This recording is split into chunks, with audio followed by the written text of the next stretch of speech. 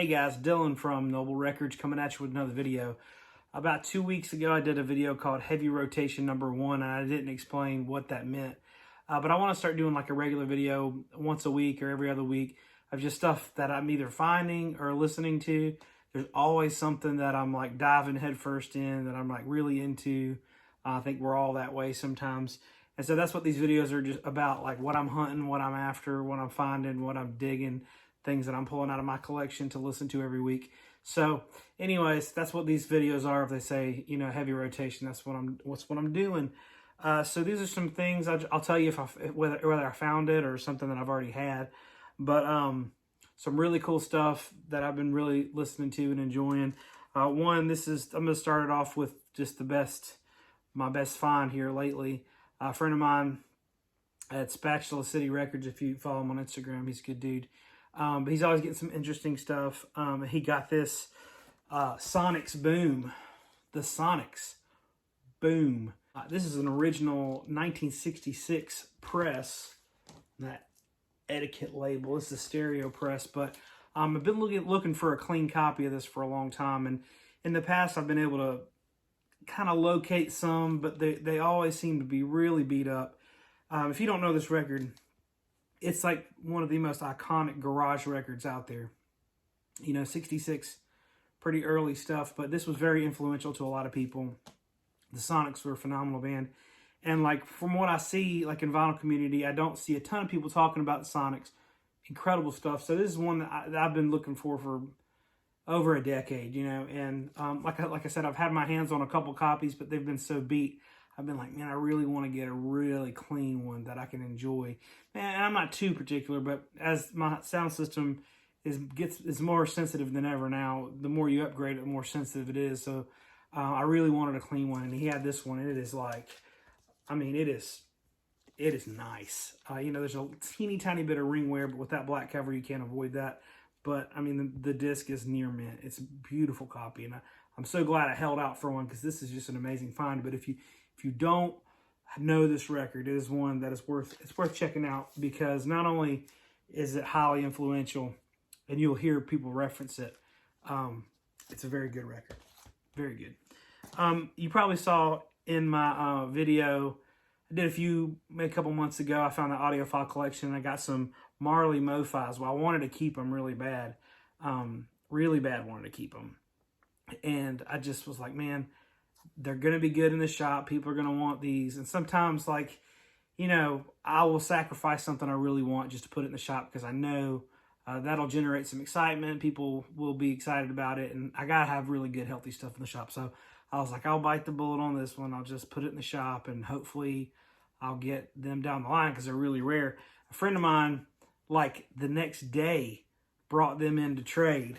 And so I had, at that point, that day I put them out, I had 2 copies of each. So he brought me both of these, because I think I'd probably mentioned to him, like, man, I really want to keep these. And so he brought them in and sold them to me. But these are some really tough Mo-Fis to get your hands on. Very rare. I mean, I think all Mo-Fis are you know, they got serial numbers and all that stuff. But 2 great albums. And man, I've had the Mo-Fis in the past. I traded them for something a long time ago, and just been trying to get my hands on them again, because they sound so fantastic. Another one is one I got from somebody that was watching my videos. They said, I got this record and you may be into it. And they kind of sent me some pictures of it, and I had a beat copy.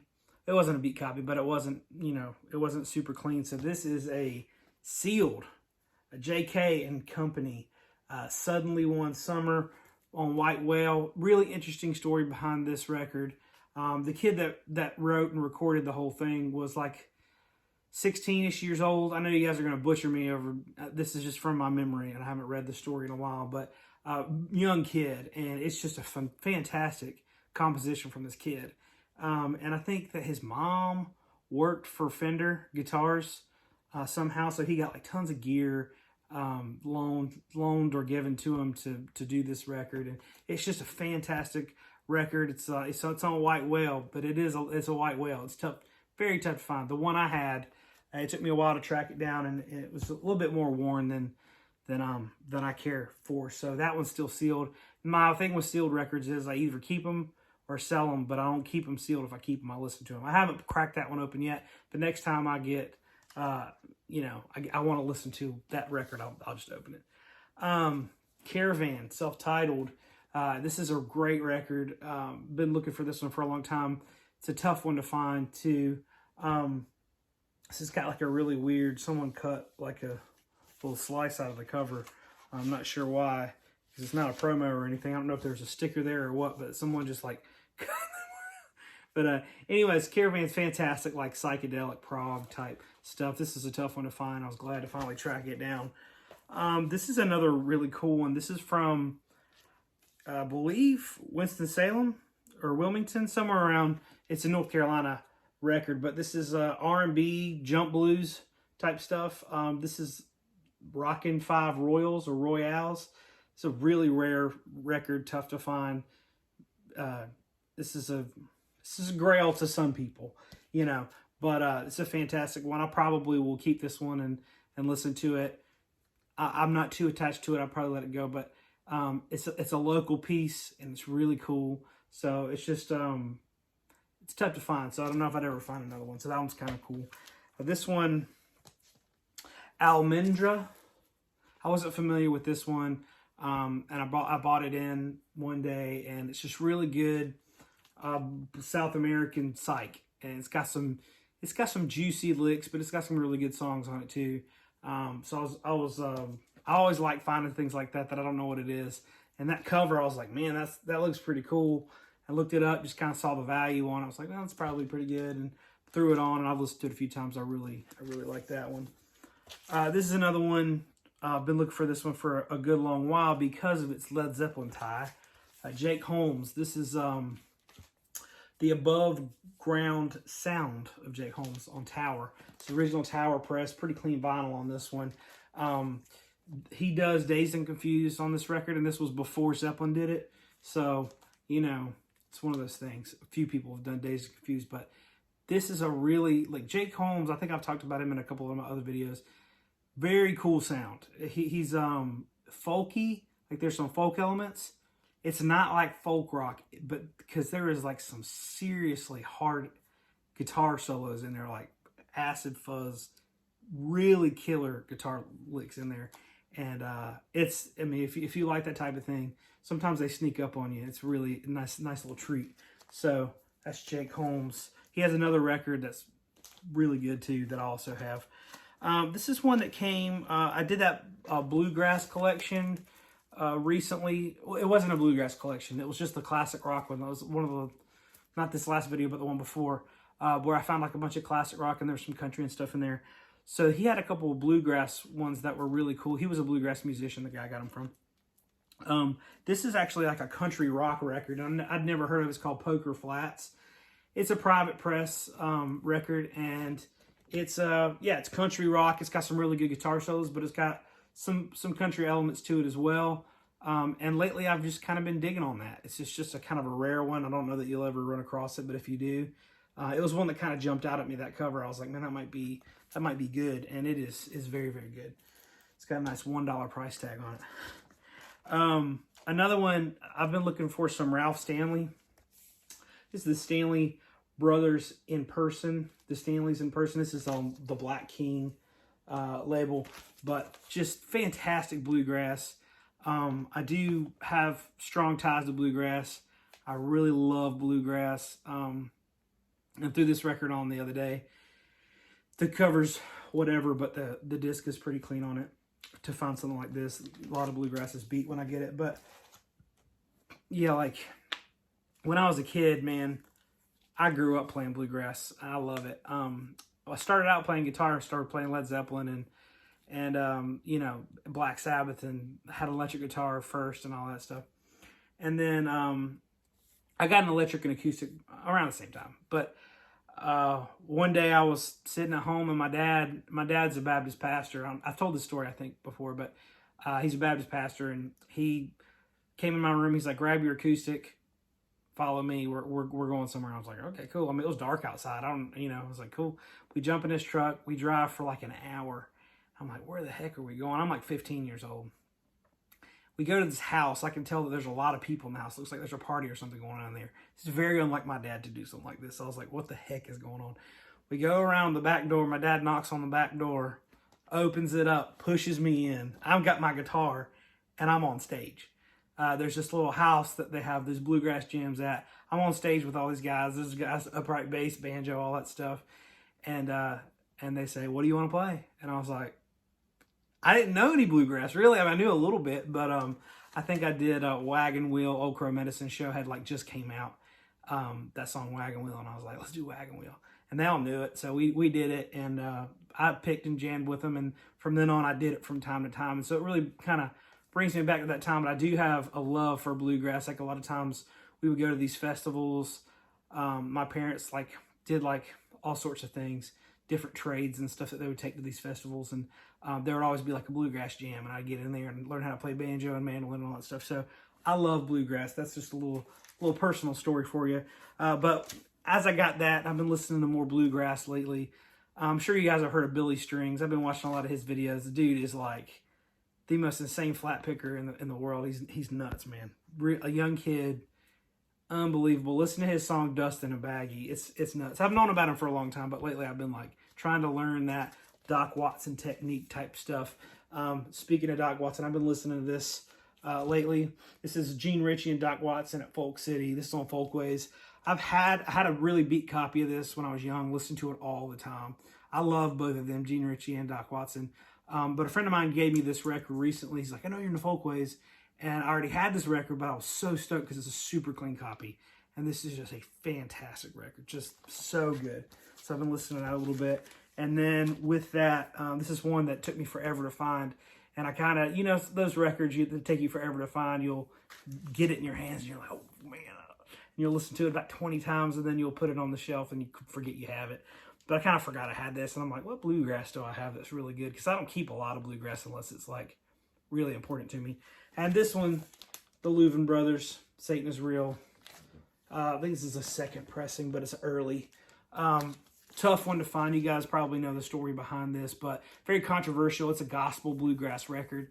But with that cover, it did not go over well. The Louvin Brothers, basically, they had a deal with Capitol, and they had to release gospel. And I don't really know that they wanted to, but they did. And so it has a very cool and unique gospel twist to it. It's very, very good.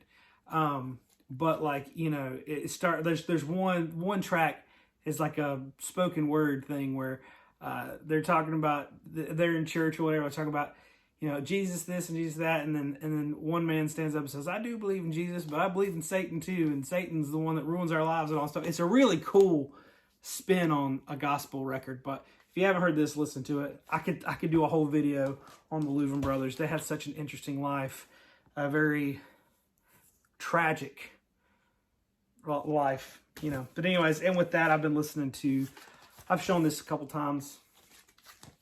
Art, if you're watching this, he sent me this record. This is the first press of Townes Van Zant's self-titled. This is one of my favorite records of all time. But I love Townes Van Zant, man. I know I talk about it so much, but I was listening to this right before I put this video on. Waiting Around to Die is, oh my gosh, that song is so good. And I think for me, what really, there's different aspects and elements of music I like. You guys know I love guitar solos. I love psych.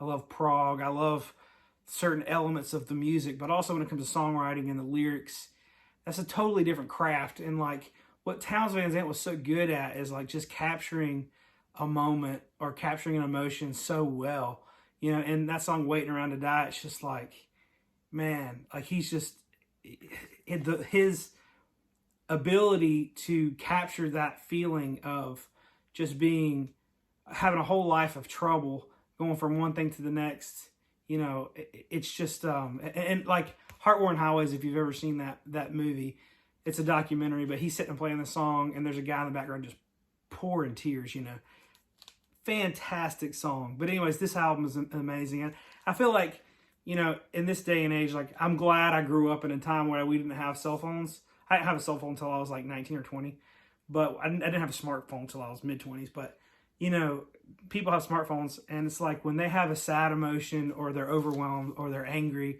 they pick up their phone and they start thumbing through it, and that like distracts them, that gets our mind off of it. But also, I believe that it makes us a little bit, it doesn't really allow us to experience that emotion.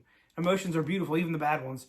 And so Townes Van Zandt just captures that emotion. He stares it in the face. He analyzes it. He can make you feel it when he's singing it. So that's what makes a really, really good song. So I encourage you to listen to Townes Van Zandt. Yeah, I heard that record. Sorry, I'm going on tangents, y'all. But anyways, I'm going to zip through some other ones that I've gotten here lately. Whoo, boy. Some good stuff.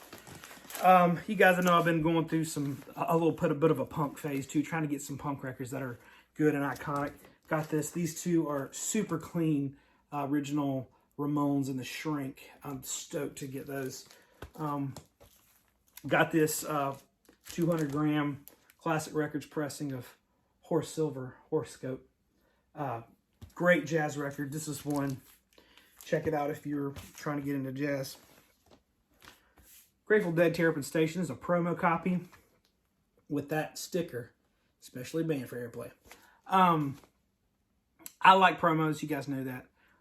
Love this record, and I've been looking for certain records have hype stickers that I really like. You know, like this one right here. Just happens to be right here. This Townes Van Zandt one. It's that's with a Steve Earle quote on it. It's just to find one with that such a controversial, you know, basically says Townes Van Zandt is the best songwriter in the world, and I'll stand on Bob Dylan's coffee table in my cowboy boots and say that. It's a very controversial statement. Townes Van Zandt hated that he said that, but it was on his the cover of his album. I mean, imagine like having one of your friends say something about you that completely trashed one of your idols. I don't think he was happy about it. But anyways, I like hype stickers. That one's one that I kind of have been looking for. A lot of you asked me if I did anything, like if I picked anything up for Record Store Day. This Josephus, Get Off My Case. This is a test pressing. There was like, I don't remember how many copies of this. Maybe like, I don't know. I can't remember. There was like maybe 100 test pressings or something. So it wasn't a real legit test pressing, but I was able to get one from Permanent Records in LA. So pretty cool. And then this one, Cradle, The History. They had an upload of this on YouTube, but it was never released on vinyl, I don't believe. But this is Susie Quattro and her sisters. This is killer. I mean, this is not regular Susie Quattro stuff. This is like hard rock, abstract, like freaking smoking killer stuff. I mean, and it's that early, just amazing girl band. It's just phenomenal. I mean, if you like Fanny, this blows it out of the water. I mean, this is really, really, really good stuff. I had to stop playing it in the shop because a lot of times I'll play things in the shop that are from home because I don't have a lot of time to listen to things at home. So that was one that I had to stop playing because people kept wanting to buy it. But that's one. There's an upload of it on YouTube, and I think they might have put a CD out at some point. But that's the first time it's been on vinyl, and I was like shocked that they put it out for Record Store Day because I don't know if anybody really knows what it is, but that is really good. This is How the Good. It's on Rare Earth. I got this, and for whatever reason, it didn't look good to me. I've seen it around. I think I've had it and sold it a couple times, but I popped it on the turntable and listened to it, and it's some solid, really good psych. You can get these for like 15, 20 bucks. Really good record. This is a original press of Grateful Dead, Built to Last. On these, it's pretty cool. I don't know if you care, but you can pull the vinyl out on the original pressings of this, and it's got like a dark, dark brown, transparent. You wouldn't even know if you didn't hold it up to light that it was colored at all, but that's what those are. And then I think I've showed this in the video where I got all the autograph stuff. This is the one I kept for my collection. It was Richie Havens autographed. I had 3 that were autographed by Richie Havens, and the 2 I had sold instantaneously when I put them out on Saturday morning. So I was able to keep one of those for myself, and then we'll zip through some of this other stuff. I got a Jim Morrison American Prayer promo. You guys know how I am about the promos. This is another one, not uncommon. This is one, I had somebody comment on one of my videos, the one I just did about top 10 classic rock albums, and they're like, finally, you're showing things that I could actually afford and know what it is. You're always showing obscure stuff that's crazy and no one can ever find it. I'm sorry. I just show what I'm into, and At this point in the game, I'm into really weird stuff. But anyways, this is one that you should be able to find fairly easily. Bruce Springsteen, Nebraska. I'm not a huge Boss man, you know, not a huge Bruce Springsteen guy. I mean, I like his sound and everything. I'm never, at some point I'll probably dive deep and really love him, but it's just one of those things that it's like whatever to me. But this record really grabs me. Really, really good singer-songwriter feel to it. Incredible record. If you've listened to, you know, Born to Run and Born to the USA and, you know, all those records, and you're like tired to death of it, but you haven't heard this one, this isn't on classic rock radio, and it is super good. Love this record. It's almost not like Bruce Springsteen to me, but it's just really good. This is another one, Ram John Holder, Black London Blues. This is a really cool blues record. It's an electric blues record from the UK, and it is really, really good. It's one I wasn't familiar with, and it came in the shop, and I've been listening to it like crazy for the past month or two, and finally just brought it home. Tom Waits' Blue Valentine. I've been lately trying to get a lot of original, clean Tom Waits stuff. It's been tough for me to find. I've got like Rain Dogs, this, a couple others. I don't know. I've got some clean ones, but Tom Waits stuff I kind of really, some things that are loud records I'm not as picky about, but Tom Waits I really like to have his pretty clean. So that one's a really clean copy. So I grabbed that one. This is a cool, let's open it. Why not? Pink Floyd Open Air Pop Festival. Not July 1970, and I'll show you the wax on it. It's some clear wax.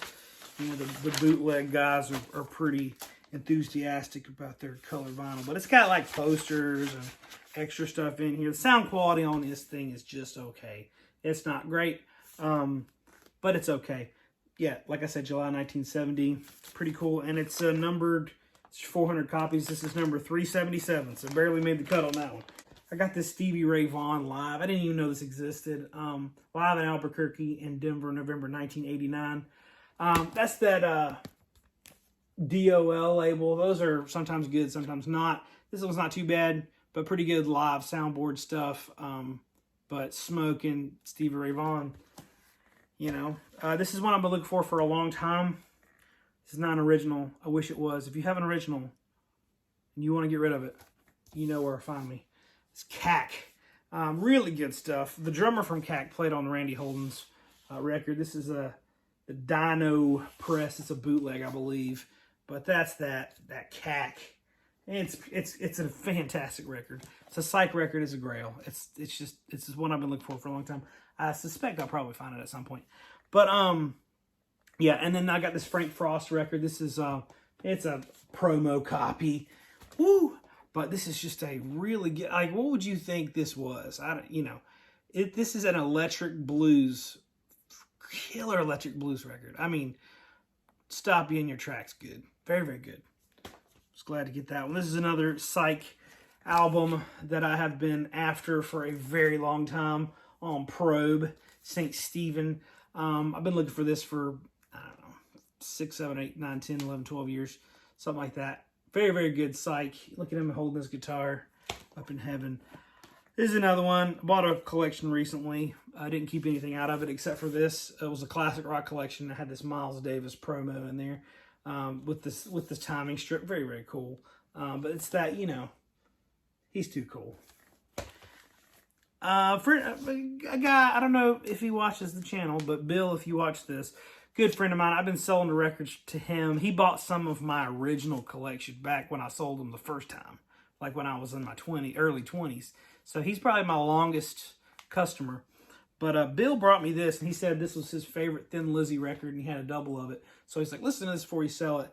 And it is very, very good. It is Vagabonds of the Western World. I don't love Thin Lizzy. Some of their records I've put on, I've been like, nah. It's just like that typical classic rock sludge, but Nothing great. But this one's really good, and this one caused me to listen to Jailbreak. I got a pretty good, clean copy of that. So these two I've been listening to, and I really, really like these, and so I might have to revisit the rest of them. You know, sometimes you have preconceived notions about records that you get. It kind of ruins them for me. This one's Eddie Sine, Hot Thing. Really good, jazzy, funky, bluesy, soul-y guitar stuff, but it's like it's a funky record with just this guy shredding this guitar, and it's just really good. Been looking for that for a while. Finally got it. This is one I wasn't familiar with, but my buddy brought it to me. It's on Tomato. Anything on Tomato, I give it a shot. This is John Hassell, Earthquake Island. Oh my gosh, like it's got Afro-Cuban jazz fusion feeling to it. It is gnarly. Really, really, really killer stuff. Look at that artwork. You can't go wrong with artwork like that. That one is a smoker and a cooker.